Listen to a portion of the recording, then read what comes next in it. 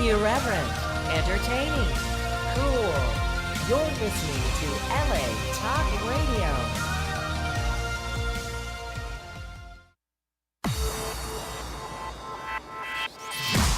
You're listening to Reza Riffs with Keith Reza and Alan Lee, right here on LA Talk Radio. Hey guys, welcome to the show. A couple announcements before we get into it. I'm going to be at the Irvine Improv with Jay Moore July 26th to the 28th, so come see us. You can buy tickets at www.irvine.improv.com. And other than that, that's all I got. Now I'm going to introduce the one and only Alan Lee. Hello. Hello. Yes, hello. I'm glad to be here, and I don't have much to say other than I will be at the Tribal Cafe downtown, and I've been booked there for as long as I can take it. It's an open mic. Oh, that's great. Thanks for advertising an open mic on the radio. You're going to demean me. I'm not demeaning you. I'm just making fun of you. What am I supposed to do? All right. That's all I got. And we have a great guest here, guys. I'm going to introduce him, but I've always wanted to do this. You've seen him from the MENCIA, The Heartbreak Kid, which is one of my favorite movies. That's a good one. And Disney's The Proud Family, the great Carlos Mencia. How you doing, Carlos? Hey, thank you. I'm good, man. I'm glad to be here, man. I appreciate it. Oh, appreciate it. Thank you so much for doing it. I love talking. I never shut up. Oh, please go on. That's what we're all about. You gave Alan Lee a scare because we were supposed to start at 2. And he was like, "Oh, where's Carlos?" They had told me I'm just like 10 minutes down the street. Yeah. So they had told me that it was tomorrow. So. Oh, really? But yeah, that's all. But I'm glad we got to do it. I mean, I'm glad it all worked out. Yeah. I was like, because I don't know CPR, so I couldn't give him a. Oh no, that's okay. No, it's okay. I don't know how many times. I'm okay. I don't know how many people do that. I love interviews, man. I love getting it out there. Beautiful. Like it's fun, when you do as much stand up as I do. Yeah. It's always fun to get into different forms of showing your artistic integrity, so to speak. This is a different way of being interesting than being on stage. Yeah. And I'm always very welcoming of it, especially because they're all different. A podcast is completely different from doing an afternoon radio than doing a morning radio than doing they all have their very distinct characteristics. You get 4 minutes on, ABC affiliate in Jacksonville, Mississippi. It's going to be completely different than what I'm going to do, in any other format. So it's really fun to be able to, encompass all of this. So I dig it. I like podcasts because Alan and I both we have Asperger's syndrome. Oh, nice. Yeah, so like it really helps with our comedy just to talk and sure, but stuff like that. Sure. You might have told. Oh, he also has ADHD or something like that. This was a recent fucking discovery that I made about an hour ago. That you have ADHD? Yeah. So I just wanted to make that clear. No, listen. Okay, so here's an example of the way that can go about. I have a friend who was a huge pothead, and he was my road manager, Joey. And after being on the road with me for probably a decade or so, he just kind of missed Corpus Christi and his family and stuff. So he went back to Corpus. He got a job working as a safety manager at one of the big plants over there, the refineries. Mm-hmm. Well, they told him, like, you can't do any drugs. So he stopped smoking weed. And he really quickly found out that he's huge ADHD. He had no idea that he was self-medicating with marijuana. Oh. And the effects that it had on him. So, wow. But I knew that there was something wrong with him. Sure. Because he would smoke a joint and then be like, "Oh, I'm inspired. I'm going to go work out." And I'd be like, "What? What are you talking? Where are you going? What is wrong with you?" So he would smoke weed and just everybody else is passed out or not wanting to move or just, and he's just like, "I got some." Well, what we realized is he normally has a shitload of thoughts in his head. Sure. And he's like, no, this, and no, that, and no, this, and no, that, and no, this, and no, that. And weed made him able to focus on one thought. You're scaring me. Where weed, what it does to people that don't have that is it makes them not be able to connect dots, right? Oh, my God. So I get high, I can't connect dots. Sure. I see somebody smoke a joint before they go on stage, and I'm like, how do you do that? How do you continue a flow? When I go on stage, I have no idea what I'm going to say, and I have no idea where the show is going to go. And every joke is kind of like look at it like a tree growing. It Mhm. comes out and there's the trunk, and I then like that. I tell a joke, and then I go, oh, this Yeah. branch got to go to the left because I got to make them go to the right, Oh, but I got to right. go to the left before I go to the right because you're not ready for Thank that you. kind of joke yet. And then I go there, and then I inevitably come back, and then every little dot Wow. is like a Organic. bunch of arms that come out, and at the end you look at it and go, oh, it's a fucking tree. You know what I mean? Wow. But at first it's I like almost that. like connecting the dots. But where please. those dots go, Yeah. Music to I my ears. don't know. I thought you were going to say something completely different. Like, so my road manager used to smoke pot. Now he doesn't. Then he started smoking crack or something. I No, was like, no. oh. Yeah, so get- That would have been different. No, I was connecting it to Yeah, the there- ADHD and the fact that Oh, he yeah, just, there's a lot of undiagnosed out there. Yeah. So, and then there's a lot of Thank you. ADD diagnosis, which the reason why ADHD was brought up not too long ago is because the overdiagnosis of ADD, so that when people with the real Yeah. came in, you know what I mean? Sure. It came in. It's kind of it's kind of like people that say they're on the spectrum, but they're not. They're just weird Yeah. or different Yeah. or abstract. Sure. Do you know what I'm saying? Yeah, Yeah. But they want that. They want to say that, like, no, I'm on the spectrum. And it's like, dude, like Yeah. being on the spectrum is a real thing. It's Mm-hmm. not just I feel uncomfortable around people. There's much more to it than that shit. Well, see, it's Sure, funny you mention sure. that because now that I'm older, like, especially a lot of comics, they think, oh, he's not on the spectrum. He's just that weird guy, But it's like if you Right. knew me when I was a kid, Right. I was very nonverbal. Sure. And stand-up made me verbal. Right. And so like I still have a speech stutter and all that stuff. And Sure. So like But for you, it's not just a feeling. It's a part of your being. yeah. And the difference is that, and I have family members with Asperger's, and we didn't realize that they had Asperger's until probably 10, maybe 12 years ago. So before that, we knew that there was something hugely different Yeah. about this family member of ours. We just knew it. We just had no idea what it was. I met And- you like 8 years ago. You did a show for autism at the Fox Theater in Fullerton. Maybe it was 9 years ago. Yeah. Yeah. So that's when I met. Oh, that's the first time I met AB. Yeah. That's right. I So- remember that show. Yeah. Oh no, oh, nice. Tig was on that show. Yeah, I think so. Right? 'Cause I remember George Lopez, not the famous one. No, George Perez. George Right. Perez. George Perez. Yeah. Yeah, it was fun. That was fun, man. Yeah. God, I remember that. Wow, that's so weird. Yeah. So like I remember things like that. You know Right. what I mean? Yeah. And like I also know like all the presidents. Like I could say Yeah. George Washington to Donald Trump like that. Yeah, that's You know awesome. what That's I mean? awesome. Yeah, it's in I your don't head. know. I get it. I don't know any of their accomplishments, but Sure, sure. It doesn't matter. You A don't lot have of to, a bro. lot of people don't. Yeah. Yeah, you don't.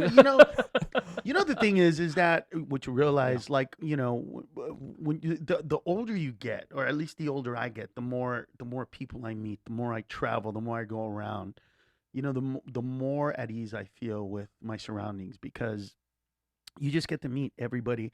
One of the coolest things, I have is I was in Miami about a month and a half ago. Uh-huh. Yeah, about a month and a half ago.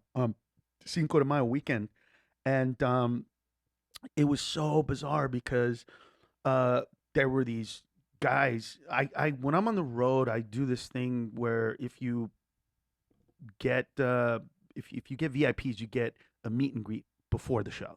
Oh, that's cool. Yeah. So, and I do it because I want to give people a chance to, meet me before the show, and they don't have to wait in line and all that kind of stuff. So literally, if you buy a t-shirt at the end of the show, you could have spent that $25 and paid for VIP, and not only got the meet and greet before, but a little more time with me. And you would have got preferred seating, so you could show up late and you still get front row seats or whatever it is. Mhm. So anyway, these 4 kids all on the spectrum came up, and one of them gave me a sign that it was an acronym. My name, Carlos, was spelled out, and then next to each letter was an inspirational thing that they were saying. And it was just so like so cool, because I showed it to a friend of mine, and he's like, "Who gave you that?" He didn't say it in a positive way. He was like, "That's some simple shit. Who would do that?" And I Yeah. said, "As a kid on the spectrum." And then he kind of reversed his shit and went, "Oh, well, I didn't mean it." I'm like, "Yeah, you did. You're being a dick. You're, somebody who's trying to say something nice. You were, instead of just accepting how nice it is, you were going to parse it and try to say, well, why did they use those words? Or could have said something different? Or who Yeah. does that? Or who brings that to a show?" And for me, it was it was why I do those meet and greets before the show, because I'm always, always, always inspired by people that I see before the shows. Because I might be in a bad mood, you know. Sometimes I might have gotten bad news. My parents are aging. You know, I don't get good news all the time. You know, sometimes it's your mom took a turn for the worse type stuff, and you know, you're just not. I'm a human being, man. I have my emotional limitations as well. But I'm telling you, when people are lined up to see me perform before a show, and that happiness I see in their eyes, that looking forward to what I'm gonna make them feel, that just erases all the bullshit, and it just makes me realize, okay, this is why I do it. This is what it's about. You know what I mean? Yeah. These four these four kids that are you know, coming to see me perform, and it was so funny because there was a really awkward moment in the show where it's a really big stage, and there's a monitor like right in the middle, right in front of the people. It's pointing in my direction, but it's still right in front. Yeah. And I screamed, and I saw the look on this kid, and he grabbed his ears, and I went, "Oh shit, you're very sound sensitive." Yeah. And I said, "Hey man, I don't think that I can lower these, but." And then I said to the manager, "Are there seats like a little further back where he can be, where it's not going to be so loud?" And and he was like, "Yeah, there are." And like literally, as he said, "Yeah," before they are, the two kids got up and walked toward the back like immediately, and the whole audience was kind of like, "What the fuck is going on here?" And I said, "Oh, God, sorry guys, these guys are on the spectrum, and they're very sensitive to sound, so they want to go to the back. They still want to watch the show, but they just don't want to be up here where it's, you know, so loud for them." And then the other two were like, "No, we're good," and they stayed. And it was an interesting moment because half of the, you know, a big portion of the audience had no idea what was going on, and they were just so freaked out. And the minute I said these kids are on the spectrum, like they all kind of were like, "Oh fuck, what do we do now? How do we react? What do we do?" And I was like, "Guys, it's the show's gonna be fine, dude. It's just his ears hurt. I saw it. I want him to have a good time," and then they moved on, and then everything was good, and the show was great, and I got a standing ovation, and it was an awesome show. But to me, those moments are interesting, not because of how I interpret them as much as it allows me to see how people are really feeling. Yeah. You know, because people's comfort or discomfort with regards to material says so much about who they are as a crowd, as a group. Not as much as individuals. I tend to look at crowds as one big giant being, one big, you know, homogenous. Even though it's not, it usually turns out to be that way.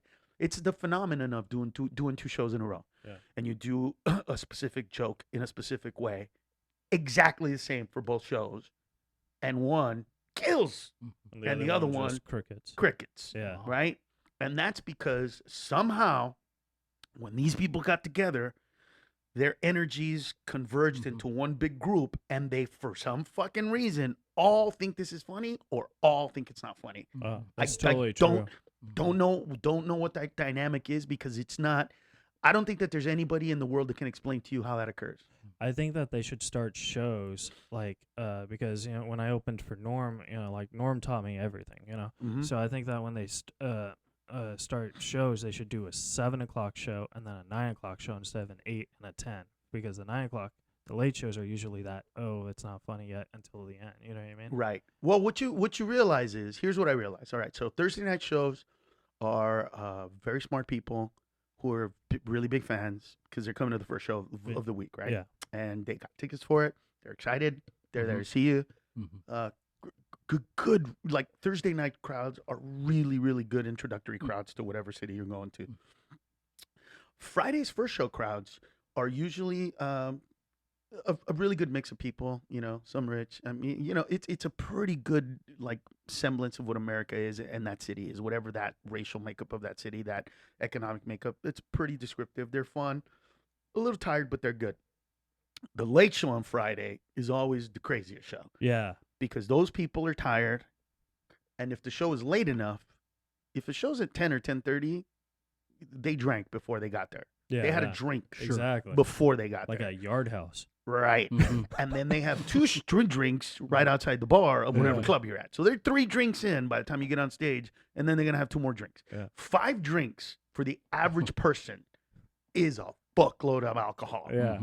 Those are the crazy people. Yeah. Those are the ones that are going to yell shit out. Those are the ones where you're going to get a heckler. Those are the ones where somebody's going to get kicked out. Mm-hmm. That's just the pattern of that show. Saturday's first show is usually the oldest.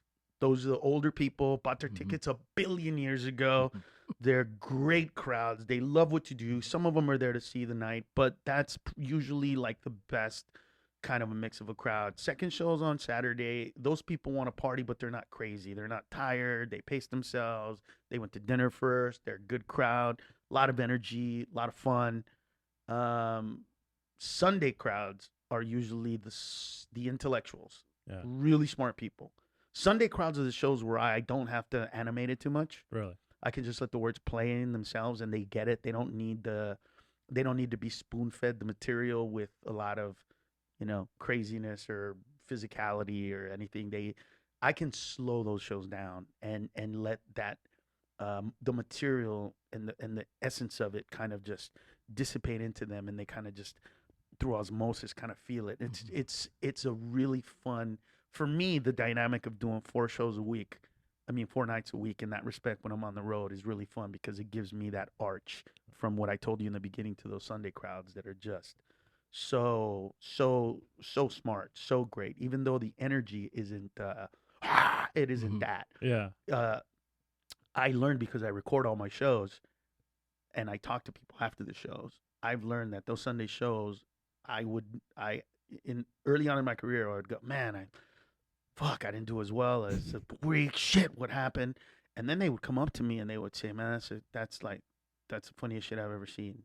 I've been coming here, for 5 years, and you're the funniest dude I've ever seen. All of those kind of moments. And I was like, But you felt you didn't have a good set. not that I didn't have a good set, comparably. Okay. You know what I mean? Compared Yeah, to compared to the Saturday nights first and second shows, this show is not, I can't because, okay, so when I record, I see 2 different graphs, right, on my computer. One of them is me talking, and those are big spikes, right? Mm-hmm. The other one is a constant, like fat, kind of a staticky looking thing in the middle of it. That's their laughter. Mm-hmm. Yeah. So the thinner and He's shorter, flipping me off. you know what I mean? The thinner and shorter. I'm so grabbing my middle finger too. But you know what I'm saying? The thinner and shorter that is, the less they're laughing. Mm-hmm. Yeah. So I want that to be thick and big. Sure. Yeah. And it is thick and big Mm-hmm. on those shows. On these shows, it's not. And so I was like, there's the proof. Yeah. I mean, it's right there. Look at the graph. Look at the graph. But it wasn't. It's that they're not, they're taking in material intellectually as well as that. So Sunday shows are the shows where I got that, or can we talk about this later? Hey, can I have a moment with you after and we can talk about that thing that you said about the this and this and that? Mm-hmm. Where, Saturday shows are like, he was awesome. It was great. I loved it. Sure. Oh, fuck, the joke about the Mexican lady at McDonald's was great. You know what I mean? That's their thing. Yeah. On Sunday they'll say, wow, I really love the way you did that story and it's so relevant to everything, but you never made it political. You never made it about right or left. You just let the essence of that. And, that's the same fucking joke. It's just, you know what I mean? So I'm like, all right, is it this or is it that? But, once you've been doing it as long as I have, what I've realized is no matter what I try to do, I can only go so far as to dictate what the audience is supposed to feel. Right. At a certain point, they're just going to feel what they want to feel. That's true. That's it. I just, so I try, like every one of us, to manipulate that as best I can. And dude, I use every possible trick in the book, from using the mic, from screaming, from walking, every mode that I can possibly get to. But at the end of the day, I hope that people that leave the show say, I had a great time. Because whether it was, sometimes it's not even funny. Sometimes they don't even say it was the funniest thing ever. Sometimes they're just gonna go like, man, I haven't had an amazing time like that in 50 years. And I hear that when I was younger. I'd hear that and go, but was it funny? What the fuck, man? Yeah. Now I don't ask, was it funny?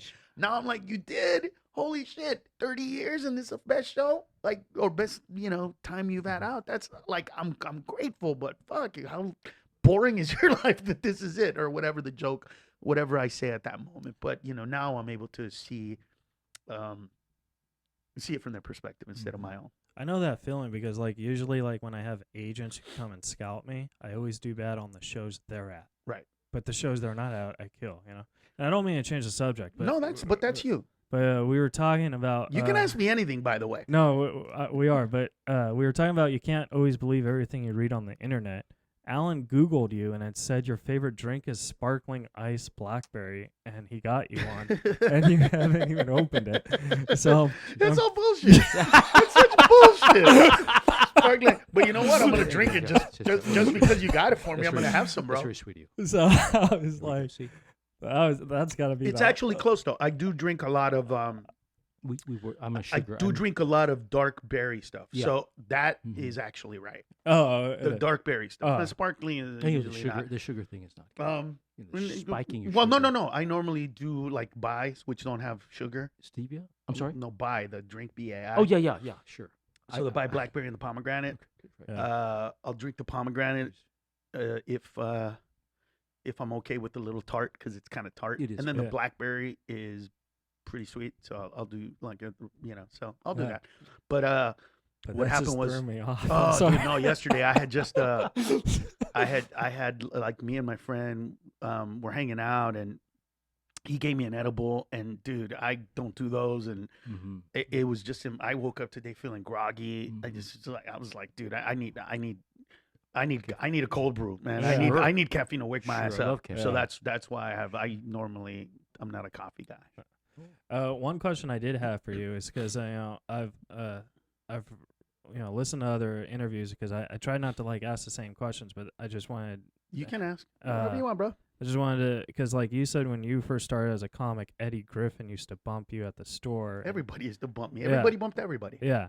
And then like when you started doing it, and then like with the whole debate that was going on, I was thinking, how do you feel as comics? Because like I try to put myself in that position, like if you were to bump me, I would think in my head, okay, how do I want to be as good as you so I could not let you bump me. You know what I mean? Does that make sense? Yeah, but that's not the mentality. See, when I first started, it was Dice Clay or it was, Paul Mooney, and it was people like that who would come in, Martin Lawrence and, Arsenio Hall. Yeah. The difference was, when those guys showed up, I was unbelievably blown away by the fact that I was in the same business as them. You know what I Right. mean? I was a door guy at the Comedy Store, but I was in the same business. What? Sure. I've been on that same fucking stage. Yeah. I'm probably gonna go on after it like them. Like holy shit! To me, and I thought the way you did. I felt like I can't fucking wait. Cannot Yeah. wait till I get the chance to do what they're doing. I Yeah. cannot wait. I didn't mean like bumping people. I meant like going after. So like. No, Yeah. I meant bumping people. Oh yeah. I didn't mean. That's what I meant. Oh okay. But it was done to me, and I didn't think it was malicious, Right. right? Because, okay, I thought differently than when I would bump people. They would say, "Why don't you just call?" Right? Well, here's the problem. I called in and said to the Comedy Store, "I might come in on Saturday," and they said, "Are you going to come in for sure?" Okay. I said, "I can't tell you 100% because Mhm. I'm going to dinner and." Some shit might happen at dinner, and my friends might say, "No, don't go to perform tonight. Let's go watch a movie or something." So, no, I can't tell you 100%. So then they said, "Well, we can't put you on schedule then, because if we put you on the schedule and people call in and say who's there, and we go, Carlos is coming in, and then you don't come in, and they want their money back, we got to give them their money back. Right. So, if you want to pop in, pop in." So that's what I would do instead. So I kind of tried to see if I could put my name on, but then I'd have to go, and then I'd have to, and I was just like, and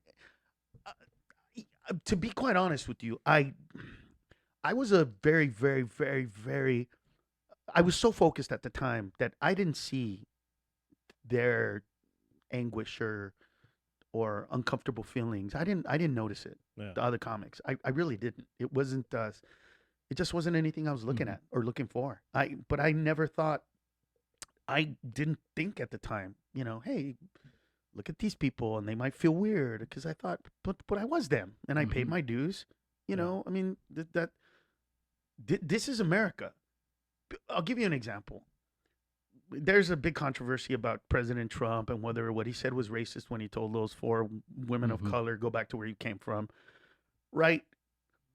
In America, that's what happens, right? You're here long enough, you basically get to say, hey, I've been here longer than you.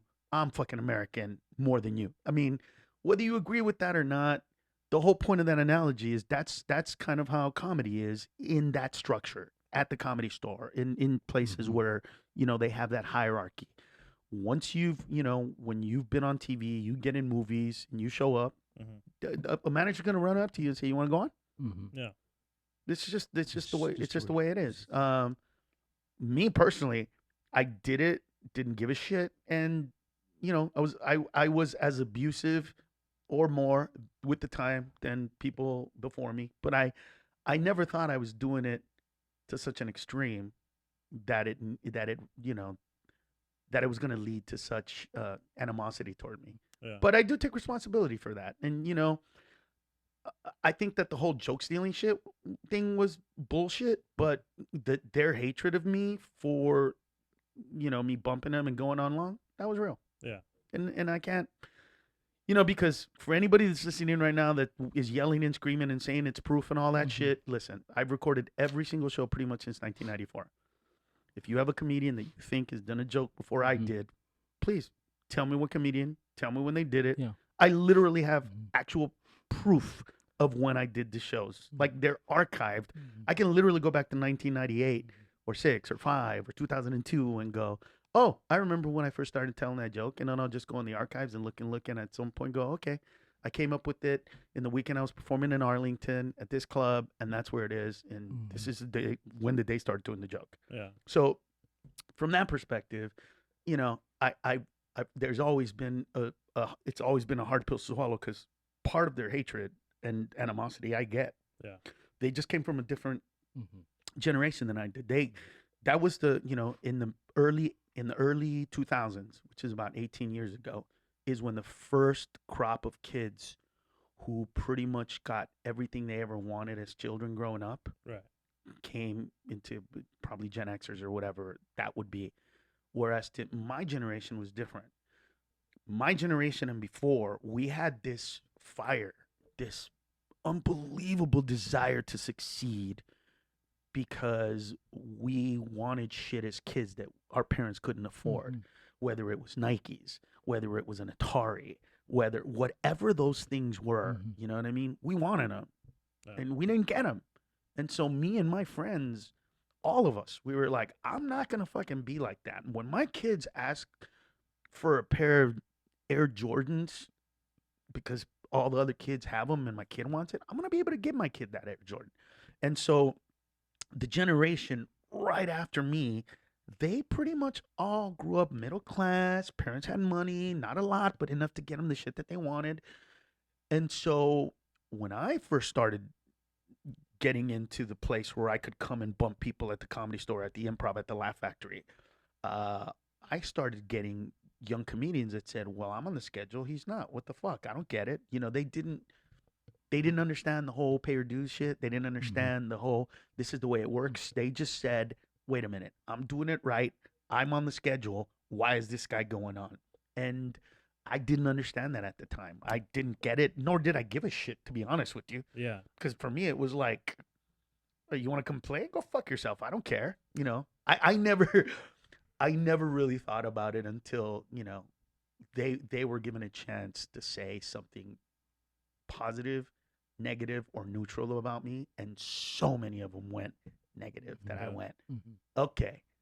When one person thinks you're a dick, that's one thing. When everybody doesn't like you, there's got to be a fucking reason for that. And so I had to, I had to do therapy. I had to look inside. It's been a long time, man. It's been a very difficult journey to get to where I'm at, because there have been moments of, suicidal thoughts, not lying to you, little tiny moments of homicidal thoughts. There were, and when I say moments, bro, like little moments. I mean, are you a Star Trek fan? The At show? all? Yeah. Like The T- with in the space. The original? Yeah, the Star Trek. Yeah, with the TV Patrick show. Stewart. Sure. With Patrick Stewart. Yeah. Not with Chris Pine. Okay, so in the movie, in the movie with Patrick Stewart. I don't know which one it is, but it's the one where we battle the Borg. Mhm. And Data pretends to be on the side of the Borg. Yeah. But then he betrays the Borg, and then they kill the Borg. And then Captain Stewart asks him, was there ever a time where you actually thought about joining the Borg? And he said, yes. And he goes, for like 0.04638 seconds. And he goes, trust me, for an android, that's an eternity. Yeah. So, you know what I'm saying? Like, Yeah. that's how I mean. Like, Sure. there are moments where I went, I'm going to fucking get a gun. And what the fuck are you thinking? Like, literally like that. Mhm. But there were, you know, there were times when I was just so down and so pissed. And, you know, it's really, it is a difficult thing to have put out as much material as I have, to have been doing this for 31 years, to have the fan base that I have, and for somebody that likes me to say to somebody else, you got to go see Carlos Mencia.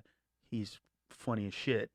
And for somebody to just say one sentence and obliterate everything I've ever done in any way, shape, or form by just going, oh, whose jokes is he going to tell? Like, just that one fucking sentence Yeah. just makes everything I've ever done meaningless, inconsequential, petty, shitty, and it's difficult. It's difficult to be a comedian because that's what we live by Well, I think and have that. I think with me, because like, you know, with my autism and stuff, I am very black and white. I don't see shades of gray. Right. You know, so like I'm talking to you, and you know, I've met you a couple times, and Mm-hmm. you know, I could tell just by the energy you have a really good heart. Right. You know what I mean? And so when I got bumped by Amy Schumer at the Improv when I first started, and because she was doing a Comedy Central Sure. roast, and the Improv was telling all the comics on the show, you're not going up because Amy. And I was like, I'll go up after Amy. I don't care. Right. You know what I mean? So I Right. still did because I just want to make people laugh. Sure. You know, and that's why I want. So I've had those suicidal thoughts too, when especially because like I'm not big. I'm just like Sure. I'm just a feature comic. but Right. I'll go to Arizona. I just did Arizona last week. Where The House of Comedy, Uh-huh. Phoenix. Yeah. Have you done that room? I have been to that room, believe it or not. It is so awesome. Like Yeah. the energy. Yeah. Oh my god. So I did it, and it cost me $300 just to get there because I can't drive. You Right. know, because I got in a car accident. So I do Greyhound, and you know, I just did 10 minutes. And it was awesome. Right. You know what I mean? Like that's what comedy means to me. Like I'll lose money to make people laugh. But you're different. Your mentality is different than the average comedian. Is that today. good or bad? Like, You know what? It is what it is, bro. You just have to live within the confines of who you are. Yeah. You know, sometimes look, the longer you do this, the more abstract it becomes, and the more bizarre things you find that you just can't figure out. Oh, here's an example. I'll try to make this story quick. I have a buddy. His name is Juan Villarreal. Funniest unknown comedian that I've ever met to this date. Funniest guy on stage. When that guy hits, I Yeah. mean, when he's on stage killing, there's nobody better. I met him when he was really, really young, and I wanted him to be on this show called it was on HBO. It was Local Slam, and so I wanted him to be on the show. So I got him on the show. He did 5 minutes. About show airs about 6 months later. He calls me up and he goes, "Are you going to be performing in Corpus Christi anytime soon?" I said, "I'm not sure. Why?" He said, "Well, if you do new material, because I was just there, and I pretty much did your whole act." And I said, "What? I'm sorry. What the fuck did you just say?" And he was, "Bro, they asked me to headline. I got 10 minutes." Like, you're my hero, so you know I did your shit, and my reaction was, at least he's fuck, I need honest. to. I go, you know what? I need to change my act anyway. Whatever.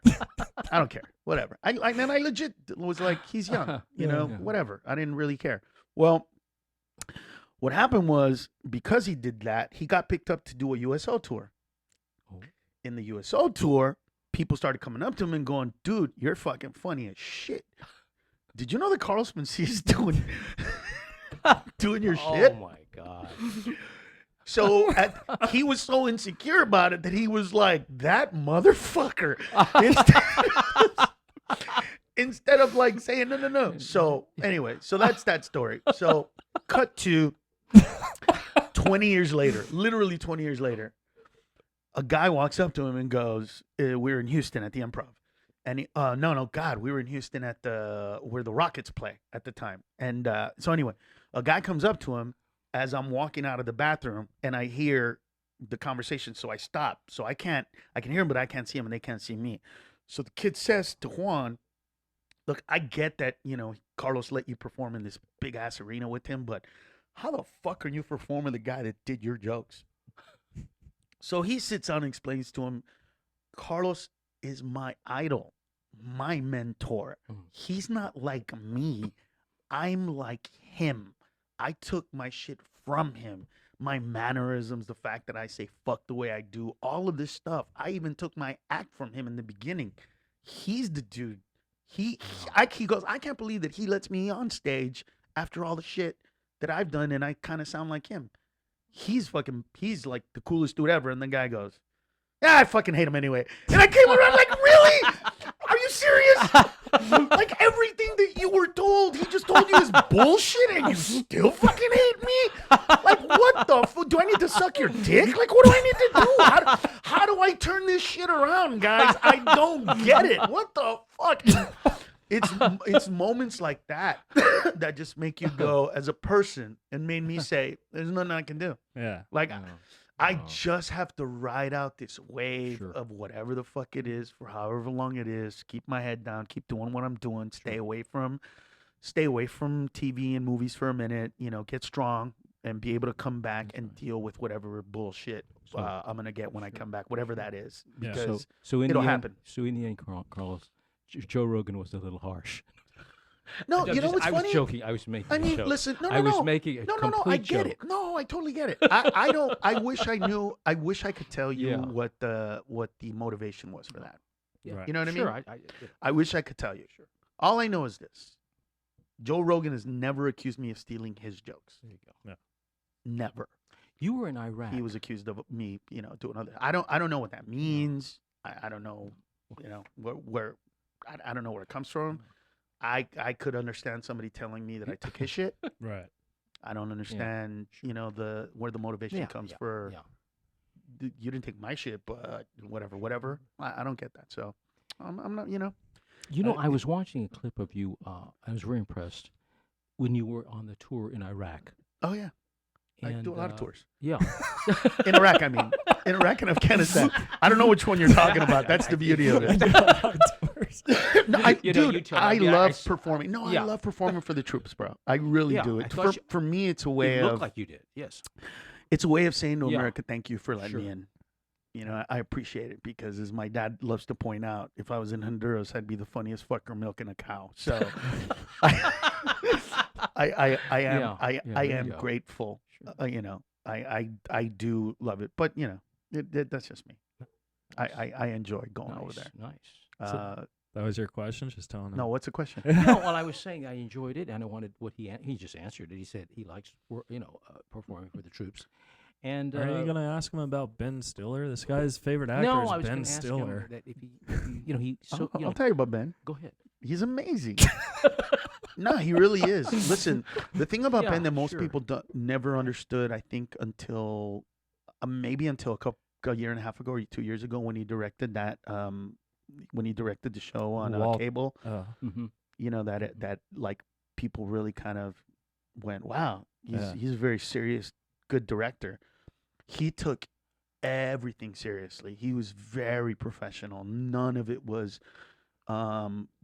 bullshit. And unlike the majority of comedians who, when we act, are very undisciplined, and we rely so much on, can I improv? Can I do this? Can I add this?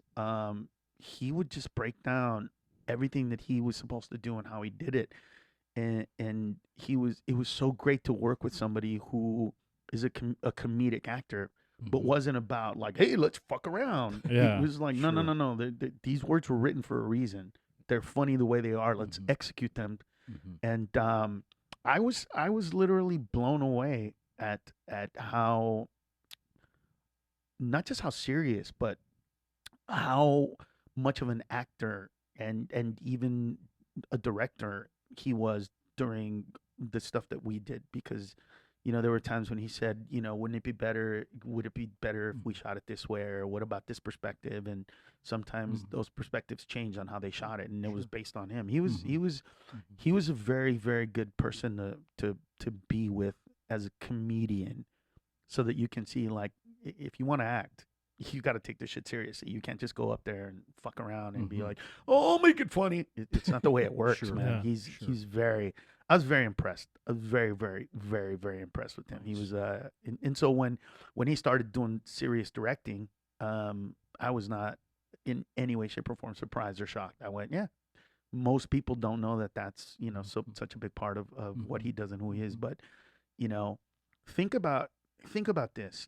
Guys like Jim Carrey have kind of been pigeonholed, right? And even though he's done some varied types of acting. Not Ben. Ben can do. He can produce a movie. Sure. He can direct a movie. He can be in the movie, and the audience still take it in Mm-hmm. without looking at it as he's trying to do what, Mm-hmm. because he's been able to surpass that by a body of work, Sure. which Sure. not a lot of people can do that, No, man. not That's every day, it's yeah. pretty fucking Yeah. impressive. He's It is. really he's really great. I think he's not going to be until he gets older, passes away. I don't think that We appreciate it. they're going to be appreciated, which is Yeah. it happens a lot in our business. Yeah. Sure. A Definitely. lot. It's like Mitch Hedberg. No one really Mhm. appreciated him until he died. Exactly. And No, that's not true. We appreciate. And I'll tell you this because I was alive when he was alive. I meant like his jokes and stuff. Like No. Like, No, we loved what he did. Okay. The thing about him was we kind of a lot of us were like, where is this material coming from? right. Is it because he's on heroin? Or like, if we took away the heroin, would it still be this funny and crazy and out there, but yet interesting and poignant? Yeah. I think that a lot of it was that. I think the problem is that he never got to be as big of an audience, attention grabber as we think he should have been or would have become.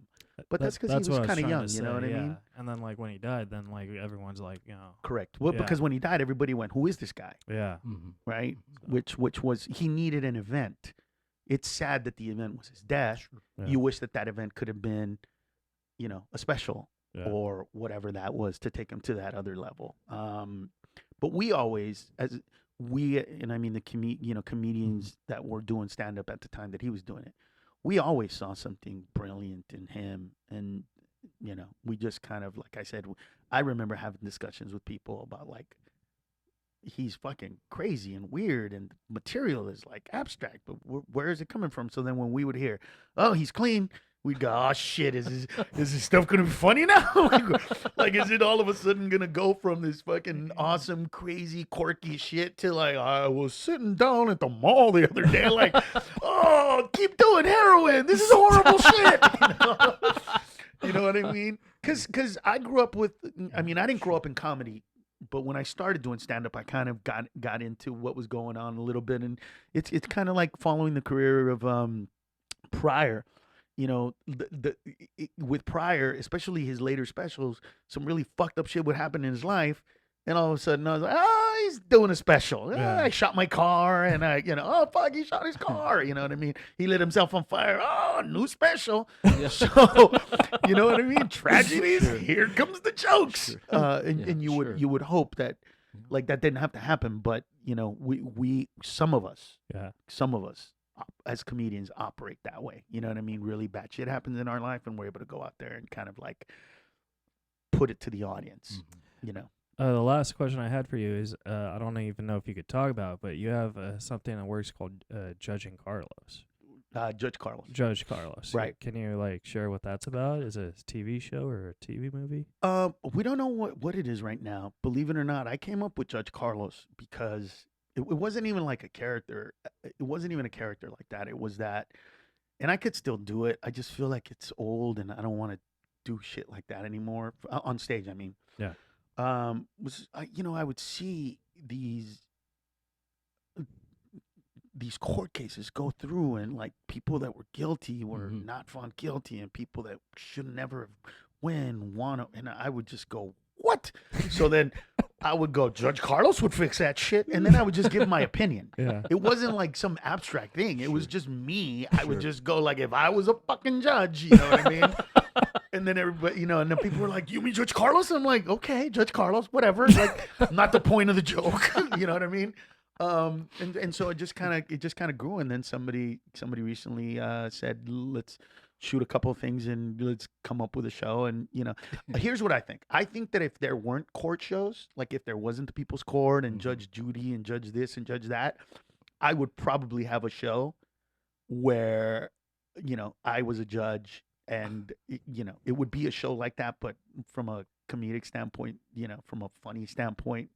But those shows kind of already have that, like, not that they're exquisitely funny, but they have humor to them already, and some of it is about the law and all that kind of crap, and so. But I love doing Judge Carlos because court cases come through all the time that I'm just like, what the fuck? What? Are you serious? Like, you know what I mean? That kind of thing. So, and just it's inspiring. Like I really did think that after being a comedian for as long as I've been a comedian, I would run out of shit to say or not be inspired. You know what I mean? Like, and only because, when I was young, I wanted to change the world. I'm 51, and now I just realized that I'm just, how do I put it? If there's a war between heaven and hell, it's been going on from the dawn of time. Yeah.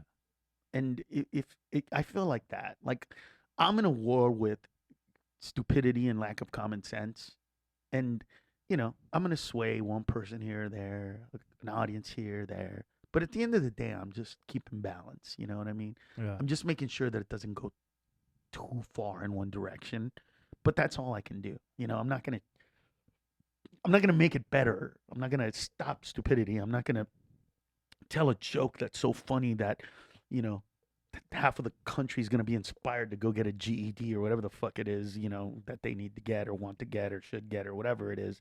It's just not what it is. I'm just going to change one person's mind here, make somebody think something else here. 10 people think I'm funny and they don't think I'm smart, and one person thinks I'm a genius and all that kind of shit. You just go through it, but I'm inspired on a daily basis with what's going on today, because the one thing that's happening in America that's so good for my kind of comedy, or at least it's easy for me to take advantage of, is our inability to see truth for what it is. Yeah. So I get to be able to say, somebody told you this shit was yellow? Well, let's go through the fucking colors of the rainbow. You know what I mean? And all of a sudden, it's like, it's fucking red. And people go, you're right, it's red. It's so cool to be able to do that. Yes. It's so fun to be able to do that and to be able to point that stuff out. So it's a really good time to be a comedian for everybody. I think the hard part is that there's no formula anymore. Right. The good part and the shitty part about being a comedian in the 80s, mid 90s, The comedy bloom. I don't know if it was a bloom as much as there was a formula, right? Yeah. The formula was, no matter what kind of comedy you do, you better have a 5-minute set that's clean, that doesn't deal with McDonald's or Wendy's or Walmart or Kmart, because you're not going to be able to do jokes like that, and have your 5-minute set ready so that if the Tonight Show called or the Late Show called or whoever that was, you had that set ready to go. That clean, perfect, funny, introductory, I'm Carlos MENCIA, and this is who I am. Boom, boom, boom, good night. Problem with that, it required one person to see you perform and want to give you that opportunity. Yeah. Right? So you were dependent on that one person. That one person. Now you had to hire people that knew that person, that got that person out, because you can't call the booker of the Tonight Show and say, hey, blah, blah, blah. You got to have somebody that knows that guy or some agent or whatever it is. So you get to that point. Today, you can literally produce your own TV show without anybody telling you what to do, how to write it, what actors to have in it, what to put in it. You can produce whatever you want and put it on a network called YouTube or your whatever it is. It doesn't matter. That's great. That's the difference. Those people don't rely on the guy from ABC to say you're funny. I'm going to give you a TV show, George Lopez or Carlos Mencia or whoever it is. The shitty part is there are so many places to see comedy now that it's very rare that you have what those guys used to have, which was Gary Shandling goes on the Tonight Show, kills it. Somebody shakes his hand on the way out and says, I hope you're ready for what's going to happen tomorrow. And the next day, phone calls up the ass come that we want to give him a show, we want to meet with him, we want to talk to him, blah blah blah. That is not, that just doesn't happen the same way anymore. Yeah. I mean, you could, what happens today is Angela Johnson puts Bon Quickie on and the Nail Lady, and it gets traction, and she starts selling tickets, ends up on, I think she was on Mad TV for a couple of years, and that 5-minute set propelled her to get to this. So people will say, well, see, you could do it. Okay. How many comedians do you think have put 5 minutes of material on YouTube? Yeah. Thousands? A lot, yeah. Okay, so let's just round it out to 1,000. It's more than that. But if 1,000 of them put shit up there, and one of them blew the fuck up, like huge, God, it's 0.0001%. It's nothing. It's insignificant. Yeah. So that's the difference. Now you don't need anybody to tell you what to do, but you gotta go through the screaming voices of every comedic thing on YouTube, every comedic person on YouTube, every comedic person on Google, on Amazon, on blah blah blah, on blah blah blah, doing the same shit. You know what I mean? It's like podcasts. I mean, there was a time when when you being able to say, I'm doing a podcast and I'm on the spectrum and I have Asperger's, you'd be the only person doing some shit like this. And people would be like, fuck, dude, have you heard of that guy? Blah, blah. And they wouldn't even know what you do, just the fact that you can have that. Today, you're one of a billion podcasts. Yeah. It took you 6 years to get you on here. You see what I'm saying? and by the way, I wanted to do it the whole time.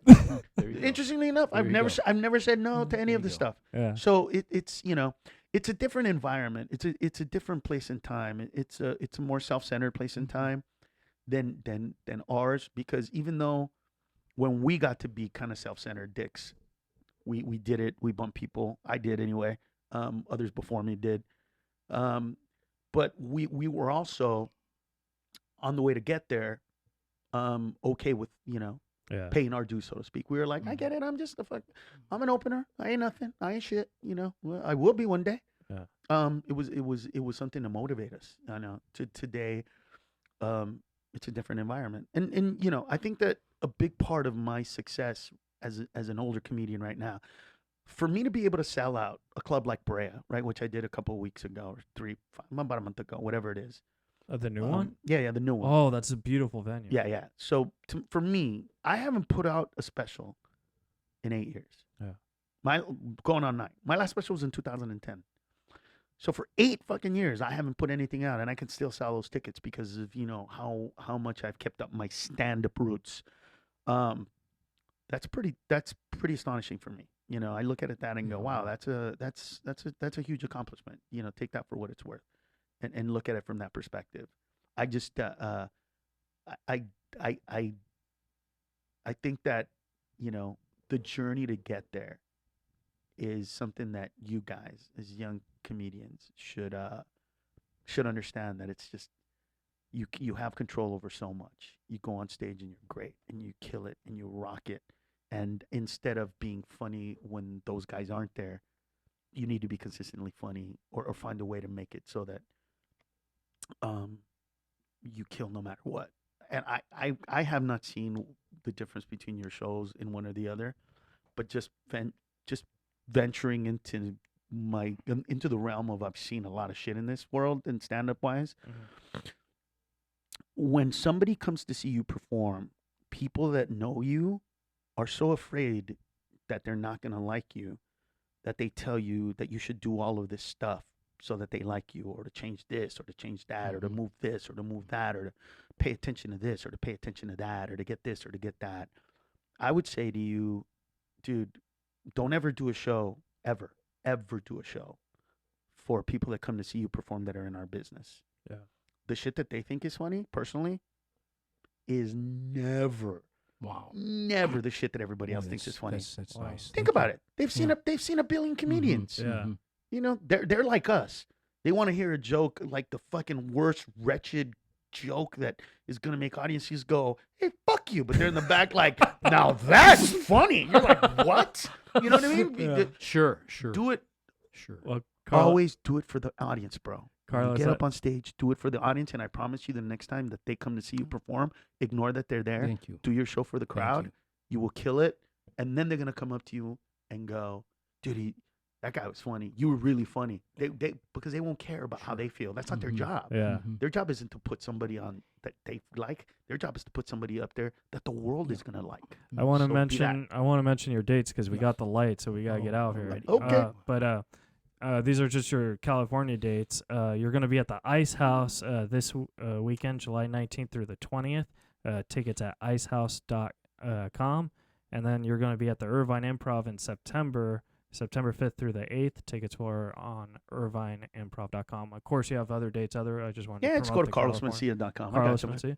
And that's where the folks home can follow. That's where everything is at Carlos Mencia or Carlos Mencia or / Carlos Mencia. Right. And if you don't know what I'm saying, you're just not an internet person anyway. So, what / Carlos? I don't get it. Yeah. So anyway. Well, Carlos, thank you so much for doing the show. Yes, sir. I want you to appreciate it, know brother. from the bottom of my heart, you've helped a lot of comics, and you've helped me just by doing this interview. So thank you so And much. I appreciate me it, as man. well. I listened to this. I was trying to soak this up with my ADHD. See, I don't even know what I have. It's But, probably it's- ADHD. Listen, you'll know. Okay, Yeah, so yeah, really yeah, quick, because I know we sure. got to go. Okay. But you'll know. So here's Okay. the test. And Oh. it's an easy test. No, I won't give it to you. I'm going to tell you what it is. They're going to put you in front of a computer where numbers are coming down, not too fast, slowly. And they're going to go, whenever you see a 1, just push this space bar. And if you really have ADHD, you're going to push that space bar about 1 million times. Oh. Yeah. Because here's what's going to happen. You're going to have your hand over it, and you're going to get anxious. And you're going to, where is it? Where? And then you're going to hit it without wanting to, because your brain just, and then one's going to pass, and you're not going to see it. Oh. Because you're going to be thinking about other shit. You're going to go, what the fuck is this? Hey, where did I leave my keys? You know what I mean? And so you'll find out. Sure. There's a test. Sure. Ask your doctor. I'm going this week. So let me know what the test says, because that'd be so interesting. No, because I know I don't have it, and I did the test, and it was so. I was like, how the fuck did you fail this test? Yeah. Dude, a star comes down, hit a fucking button. Like, what are you doing? And I'm watching him, and he's fucking hitting the button, and I know it's coming. I'm like, dude, relax. He said, I was like, holy shit, you're fucked up, dude. Well, So hopefully Carlos, you'll be fucked up. Carlos, Oh thanks my again, God! buddy. Thank you. Bye, guys. Thank We gotta you. go. Carlos Appreciate it. Let's Mencias. go. Bye. You're listening to Reza Riffs with Keith Reza and Alan Lee, right here on LA Talk Radio.